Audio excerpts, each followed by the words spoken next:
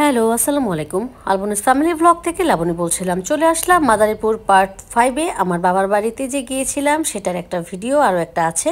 যদিও আমি ভিডিওটা প্রায় আটটা মানে ভিডিও পর্যন্ত আপনারা পাবেন এবং প্রতিদিনই দিয়ে থাকবো। তারপর হচ্ছে রেগুলার যে ভিডিওগুলো আছে সেগুলো আমি দিয়ে দিব। অ্যাজ ইউজুয়াল যে রান্নাবান্না করি সেগুলোর ভিডিওই চলে যাবে।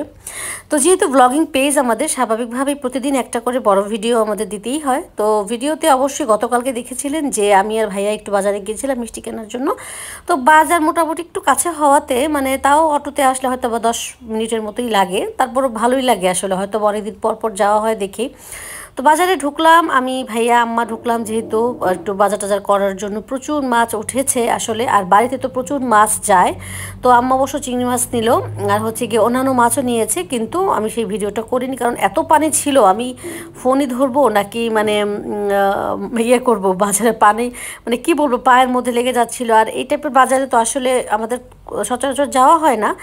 তো স্বাভাবিকভাবেই হয়তো বাবা মা এখন আপাতত গ্রামে গিয়েছে বলেই হয়তো বা দেখা যায় যে একটু যেতে হয় মাঝে মধ্যে আব্বা আম্মাকে দেখার জন্য, ভালো লাগে যেতে, পিকনিকের মতো হয় আর কি গেলে, ঠিক আছে। তো এই তো গ্রাম্য বাজার যেমন হয় হয়তো বা শহরের মতো ওইভাবে গোছানো থাকে না, বা সুপার শপ নেই। সুপার শপ থেকে যারা আমাদের মতো মানে আমার মতো বিশেষ করে বাজার করে বসু তারা এই বাজার ভালো লাগবে না। কারণ হচ্ছে আমারও সত্যি কথা বলতে খুব যে একটা ভালো লাগে তা না। তো হঠাৎ করে দেখা যায় 3 মাস 4 মাস 5 মাস পর একটু বাড়িতে গেলে দেখা যায় যে একটু আমি যাই, ভালো লাগে আমার কাছে আর কি তখন।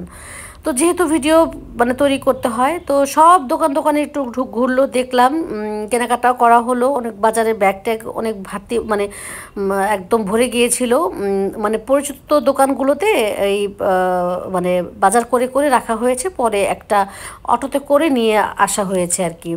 আর সত্যি কথা বলতে কি, শীতের দিনে সবজি দেখতে না খুব ভালো লাগে। এবার খাওয়া তো ভালো লাগে এই সবজিগুলো, কিন্তু দেখতেও না খুব মানে চমৎকার লাগে, বিভিন্ন রঙের হয়ে থাকে খুব। আর লাউ তো খেতে অস্বাভাবিক ভালো লাগে, লাউ মূলা, তারপর হচ্ছে গিয়ে বাঁধাকপি, এগুলো হচ্ছে যে ভালো লাগে সত্যি কথা বলতে। আর এই যে ফলগুলো, এই ফল তো আমার কখনোই খুব একটা প্রিয় না সত্যি কথা বলতে। এই অটোটাতে করে আমরা যাব, কারণ এই অটোটা আমরা একদম বাড়ি থেকেই নিয়ে আসছি এবং নিয়েও যাবো এই অটোটা।